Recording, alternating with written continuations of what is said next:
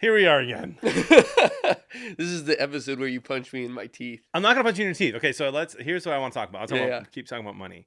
The way I've always looked at it is that you're always gonna, and the way that if you operate, we have to operate within the rules of America, right? If Why? we're gonna work here. Why? Because right now as a 35-year-old dad, Yeah. Who's married and I have a house that I have to pay, I have to make money. Yeah. Right. In order to make sure that I can pay those things and provide for my family. Yes. And the way that you make money in America is by either working for a company or starting your own. Okay. And so what do you mean by rules? So capitalism, right? Capitalism is what the rules are in America. What does that mean? What do you mean? Stop. I'm asking the question. I know what you're doing. I have to sell a product, a service, in order to get money. And everyone's going to do this, right? Sure. That's not capitalism, but sure. Okay, what is that? That's just buying and selling, but that's non-unique for almost any different economy that almost exists everywhere. In a communist economy, can you have people who are making more money than other people, or if people who make more, it gets evened out? So there does depend on which communist society you're talking about, but yes, absolutely, some people can have more than others. Okay, that's a whole other conversation for another time. So in a world in America right now, where you're going to have Jeff Bezos of the world, and Elon Musk of the world, who can make an obscene amount of money, an immoral amount of money, I would probably even say, an immoral, yeah. Like it's just no human should, I think, have that amount or even be able to. But if that is allowed, wouldn't you want the person to be a good Catholic person who then gives most of that back? So if the idea is that it would be immoral to make so much money, wouldn't I want a Catholic to make an immoral amount of money? They would never be able to make that much because they'd be constantly giving it away, like we talked about earlier. Oh, so they wouldn't have the giant hoard of it, but they would be potentially making $1 billion a year, but giving most of it away. Right. Wouldn't that be good for the church and good for society if it was a Catholic person as opposed to someone who is just saving it and donating it to whatever makes them feel good, like Bill Gates? Well, potentially. I'm not sure if it actually would. I think on two fronts. One, if you're making that amount of money every year, $1 billion, then I would have serious questions that you're making that morally. I don't think that might not be possible. I really question whether or not it is. I would follow up on that as saying, well, we really shouldn't analyze it by a utilitarian means either. Saying like this would be okay. It'd be best to have it as a Catholic doing it, just because more apostolates would then be funded. Yeah. We really do need to look at it in terms of what we should be doing, what he should be doing, because we are not driven by results. We're driven by virtue, by union with God.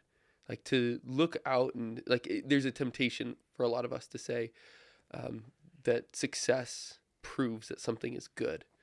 But if we look at a soldier like running out into the lines of battle and getting shot in the head right away, you wouldn't say like, failure, what a joke, he's terrible. He'd say that he's courageous, like he was virtuous, like he died for somebody that he loved, right? Yeah. And that is more the way that we should be viewing our economic actions, first and foremost. Okay, so as a Catholic business owner, a CEO of a Catholic of a company, then not even say a Catholic company, a CEO of a company, and the CEO is Catholic. Are you saying?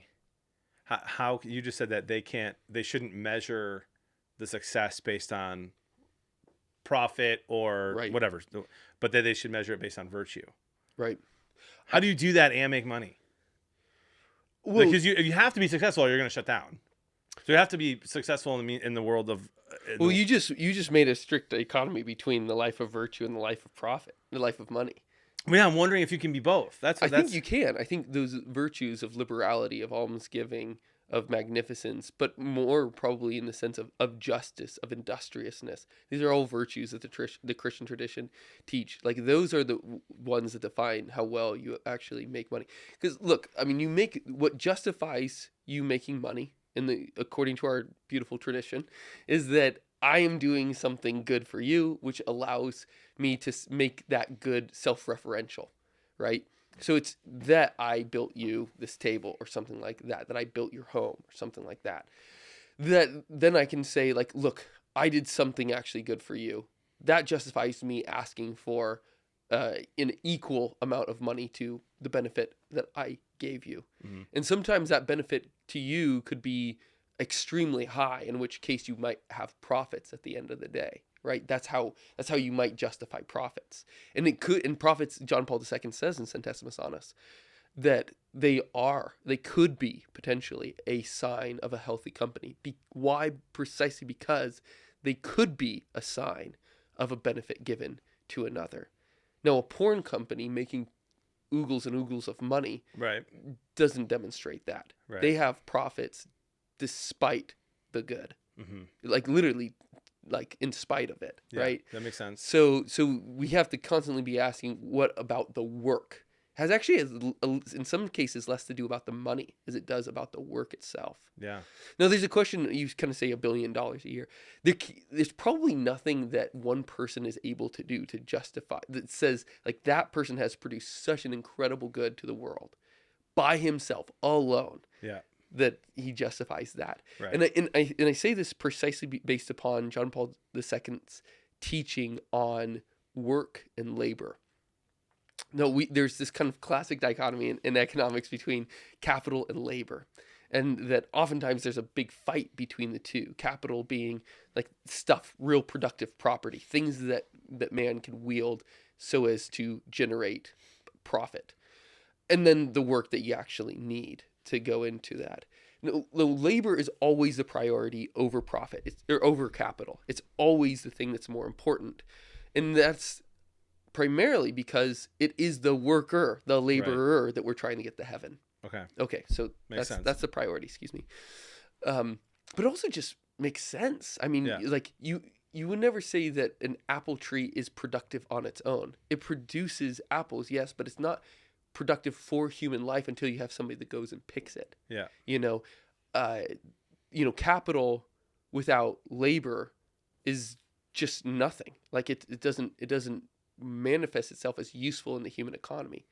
And then labor without capital is just unemployment. That's kind of how the dichotomy works, right? Yeah. And so the principal concern for the Catholic is good labor, just labor, and then also recognizing it, which is the basis of why John Paul II commends either profit sharing or employee ownership, because that policy reflects the more metaphysical, fundamental issue about the primacy of labor. Sure. And so if you own a company, then you should share the profits equally with everybody else. You might deserve a bigger salary than other people whose roles are more incidental to the operations. But anything beyond, like any surplus that the community has, well, it takes the whole body to generate the product. Like everybody's necessary. And so anything that's excessive based upon the collective work should be, given up to all. Does that make sense? Yeah. No, that does make sense. It does make sense. You want me to throw a cup at you and argue, but that makes sense. Okay. Yeah. Where do you think it was like the most uncomfortable? Or what do you think is the most uncomfortable thing about that? Honestly, I don't. It's just I don't know. Nothing like everything you said makes sense. Mm-hmm. This is why I think I'm a good Catholic, as opposed to Mark, who's a bad Catholic. Yeah, that's right. Yeah. Name. No, but like this is where, because I'm open to all of this stuff, mm-hmm. right? Like but as someone who, like, for the first time ever a year ago launched a business, it is. Oh my gosh! Like I thought that it would be less stress than working in the church, because the church is just filled with sinners. Yeah. And like at least I can hire and fire the sinners if I start my own company. And so like it may be like anyway, and I can choose who I deal with. Like I don't get random emails anymore from parents upset about anything. Right. Sometimes they might tweet at me, right, and be like, you said this thing I disagree with. It's like, okay, whatever. I don't have to. Like, I can still do it. I can still make money and do it whatever I want. But it's still way more stressful because now I have to, like, I've got 2 people that I'm working with who've got kids, and if I don't make it in the business world, like, they're gonna have to find new jobs, and so there's just this insane pressure. And what stops that pressure? More money. Right. You know? If my company starts making $3 million a year, that, like, now with more money, like, it's always, as the great Notorious B.I.G. said, the great philosopher, more money, more problems. And I do think that's true. And I think that actually is a testament to what you were saying that Aquinas said about money earlier. I've seen it. I've seen it with my own brother, like the people that come out of the woods, like when you have money all of a sudden, who are just like, I know we haven't talked in 24 years. I know I only cut your hair once at Great Clips, but I need 10K like immediately. And it's overwhelming. And I get messages like that. And it's like, I don't have millions. Okay. I can't give 10K to everyone who asks. But like, there's this like pressure to, well, if you just make more money, then you're not going to have that stress. And so it's for the first time in my life for this past year, I've been very like money motivated. But I don't think it's consuming me. Like, Right. I don't think that the concerns that the tradition has had with money are based upon whether or not they're consuming you. I think the first concern that they have is whether or not you think in terms of money. Then which is perhaps a distinction, I might say. So I think the biggest one you could say is like if you walk through my neighborhood and you look at the different homes, is your first thought like, wow, I bet that's expensive, or I wonder what a deal I could get on that thing, or like, look at that beautifully manicured lawn, I wonder how much they pay for lawn care, stuff like that? Or do you just enjoy the building for like the beauty that it is? And all things are first and foremost kind of qualitative, and they're not quantitative. This is one of these things that, like, some of the fancy words that people use about things being incommensurate, that they're not really equal. I mean, I can't say that this table is $100 or something like that. Like that, like metaphysically speaking, doesn't make much sense. It's like an analogy that we use, and then we use these analogies to create prices all over the place. Yeah. But so part of the goal that we have is actually living the world as it is, and not abstracting it to just this realm of analogy and then just living up here in that realm of analogy, but actually being here, present, enjoying the world as God gave it. Yeah. And there's huge pressures, as you're saying, like the more that you're in charge of other people's families. And I get that here, at New Polity and the College of St. Joseph the Worker, I'm in the same boat. And so there is kind of that pressure, but I think that the best things that we could do for ourselves along this journey is actually saying, what is it that we're trying to achieve? Let's focus there first.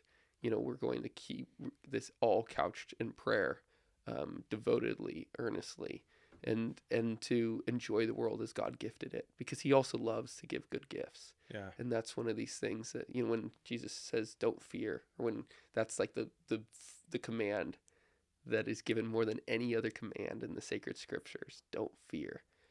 I think we should probably listen and obey that, and that really starts to change a lot in how we live there. I agree with all that. Okay. So what are you going to tell your billionaire friend who's like making a lot of money? And so how do you profit sharing, dude? Yeah. It does make sense. It does make sense to me. I also understand like how equity works and like all that stuff, and like that's just but that's just the rules that you play by in America, right? Like so you don't have to do that. No, you don't have to do that. It's just the done thing today. And but that's like what the church does. It takes the done thing and then it totally transforms it. Yeah. And makes it into what it's not. So I could have this, this for-profit business that does profit sharing and gives 3 months paid paternity leave. Something like that, yeah. It's a lot of paternity leave. 3 months paid maternity leave. Dude, I got that at the Archdiocese of Chicago. Whoa. 3 months paid paternity leave. Whoa. It's unbelievable. Yeah, it's huge. It was the best. And with my daughter, I went from 3 months paid paternity leave to COVID. Like, so working from home. So like I've just been, and then started my own business from home. So now I've been home for like 2.5 years. Oh my gosh, working, that's amazing. Which has been just a huge blessing. Yeah. But we could flip the script as a Catholic and say, hey, this is how we're going to run the business. Yeah. And that's good for numbers, which is good for money. But you know what I'm saying? That's a good story. It is a hey, good the CEO gives 3 months paid paternity leave and maternity leave and does profit sharing at the end of every single year. Yeah, and you find this like this sort of fanaticism often in the left more than the right. Like the CEO of Patagonia said that he's giving all the profits to like global warming initiative stuff or preventative stuff. It's like whatever you think about that, you can't question that guy's a fanatic. Right. You know, like he's radical in what he believes. Yeah. And it's like, well, if people are going that far who are for certain causes who are not Christians, you know, why aren't we going far? Why aren't we laying down everything? We like to praise guys like St. Francis of Assisi. And we're like, yeah, he's so beautiful. He talks to birds and stuff like that, you know? But it's like that guy literally got naked in the public square in front of a bishop and said, you know, I renounce everything. Yeah. If any of us met that guy in real life, we would say that he's insane. Yeah. I mean, he'd go to jail. Yeah. Most saints we know, like, that we think of so highly and stuff, if we ever met them, we would hate them. Yeah. And yet those are the models that the church has told us to follow. That's incredible stuff. It is. You know? So I think that when it comes to the money stuff, because our besetting sin in America has been towards luxury, towards greed, you know, towards this licentiousness. Yeah. That we actually don't even know where the median is, where the golden mean is of the virtues that we should be following. We have no idea. And somebody might like be giving 10% as their tithe, and we're like, wow, that guy means it. But for all of Christian history, that was the bare minimum. Yeah. That's wild. I want to pivot here. Okay. I want to talk about like compliance with like are we complicit? How complicit are we when we make purchases with our money with companies? So, for instance, Starbucks. I think of Starbucks like 15 years ago, right when I was 20 years old. I was drinking Starbucks like 3 times a week, not even knowing that Frappuccinos like didn't have caffeine in it at the time. Like I'm just like drinking 1,000-calorie milkshakes, thinking I'm getting caffeine. And a friend of mine was like, "Hey, some of their money goes to Planned Parenthood, and as a Catholic, you work in the Catholic Church, you probably shouldn't go to Starbucks anymore." And I was like, "Oh, like I can get pretty jazzed up about making a statement." So okay, what else though? Like what about Target, or what about Netflix and Disney now? Like so, what are your thoughts on that? I have a feeling that you're gonna have thoughts, which is why I ask. I have in the last like 5 years, I've basically just been like, if I live my life looking for flaws in every single part of my daily life of what I'm consuming, I'm not going to be able to consume anything. And so I'm not going to even try. And so now I'm just like, I've got Netflix, I've got Disney Plus, I go to Starbucks, but it's always in the back of my mind. Well, let me push you a little bit on it. I will answer your question, I promise. But as you're kind of doing it now, isn't that kind of giving up? What do you mean? Giving up because I'm just, I think in a way, but I think you can like, I try to support companies that are doing good more often by buying their stuff, by spending more. Even just from an artist point of view, like some of the comedians that I really like, they're not on Netflix. And they're not on Amazon, they're not on whatever. And so you have to go to their website and spend $20-$25 to watch their comedy special. And I'm doing that. I'll do that. Whereas a lot of people don't. And like they lose money by not, having that Netflix deal. And so I'm like, in my mind, I'm balancing it. I'm like, I'm doing good by shopping local, by going to my local butcher shop. Oh, cool. Doing those things. Yeah. But at the same time, I'm going to get my Starbucks on the way on a road trip. Yeah. Well, I think the first thing that we really need to pay attention to are what are the industries themselves that are unnecessary, and then trying to cut those out of our lives first rather than companies generally. Okay. Because the biggest question is like, of course, how do we create new institutions that are really Catholic, and what do they look like? So we might be able to say that like, Starbucks, they support Planned Parenthood. They give tons of money to LGBTQ stuff every year. But Tully's doesn't, or Pete's Coffee doesn't. I don't know whether or not they do. Yeah. But so I'm going to do that. But it's exactly the same thing. The model of their company is the exact same thing. What they do with the excess profits is the only different thing. But are the actual forms and models of the company substantively different? And the answer is no. Yeah. They're exactly the same thing. They're creating our social order in a particular way, and they're doing it in the same way. Okay? Okay.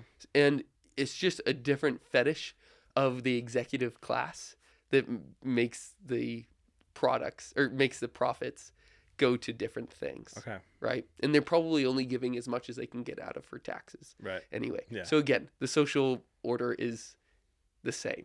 Yep. The bigger question that we have to answer is, should we have corporations? Like, should they exist? Okay. And should we have publicly traded companies? Should they exist?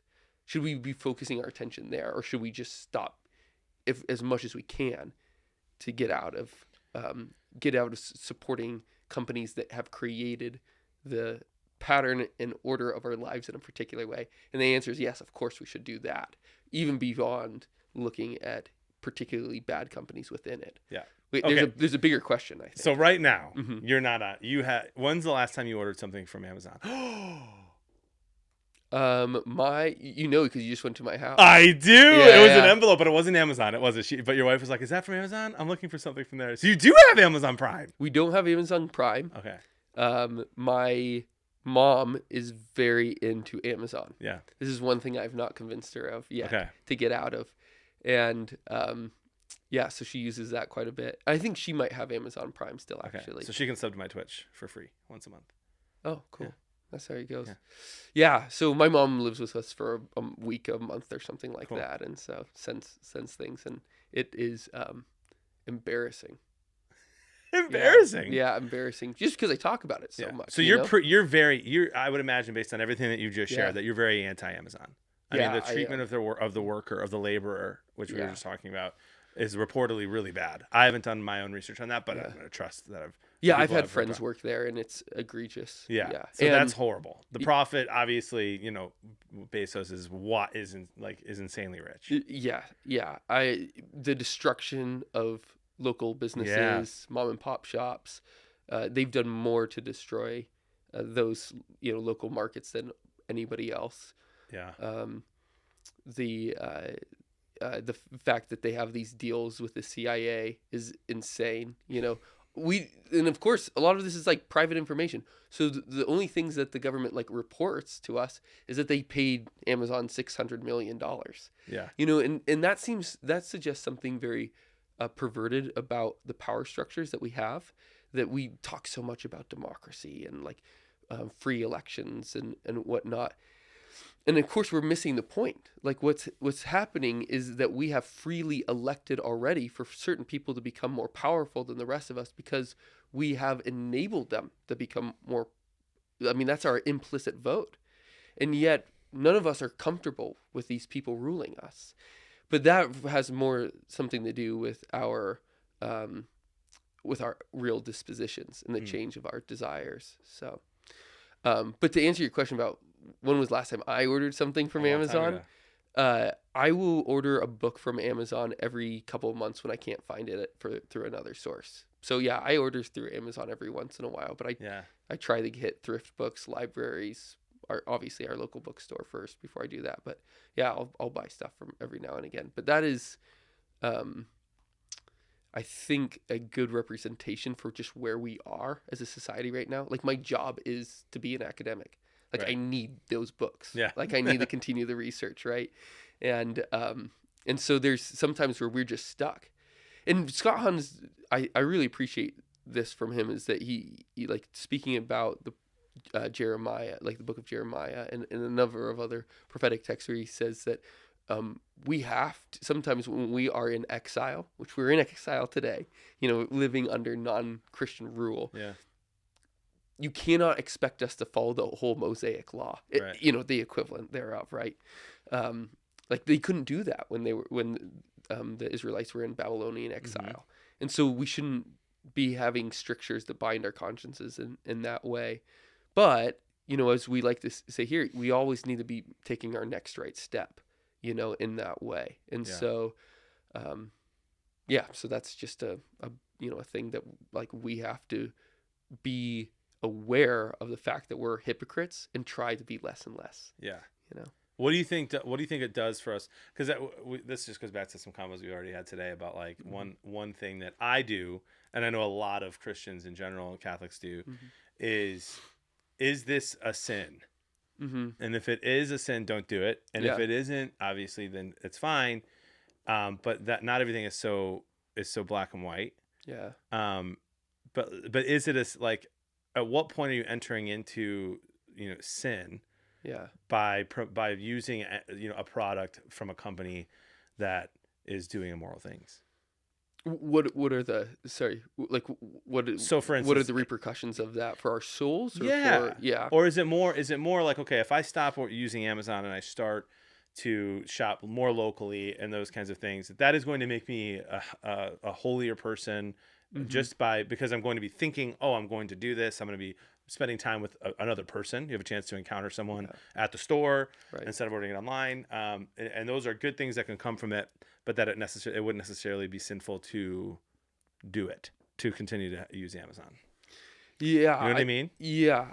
I do think that there is. So John Paul II has this argument for investing. We can talk about investing in a different conversation, but I think he has a principle that's really helpful, is that every dollar that we use to invest builds up the culture, and thus is always a moral and cultural decision. It's cultural because what you invest in starts to build up either the city of God or the city of man. Nothing in between. Yeah. And it's moral because it reveals which city your soul more longs to live in. And in a similar way, if we have options and we choose to go to Kroger's instead of getting our tomatoes from the Doherty's or something like that, say, then I have chosen to live in a corporate scheme where there is greater alienation, where there's greater inability to actually give of myself because I don't know those whom I'm dependent on, and I don't create a relationship with others to begin to depend on me.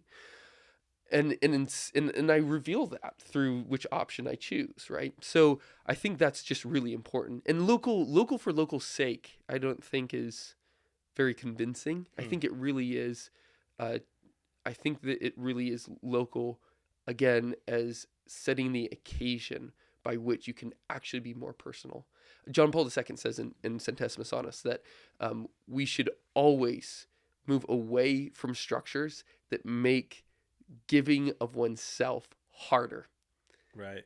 And I just think that's a good principle for whenever we do have a free election of our buying patterns, as well, of course, for our investing too. Interesting. Mm-hmm. This is fun. Yeah.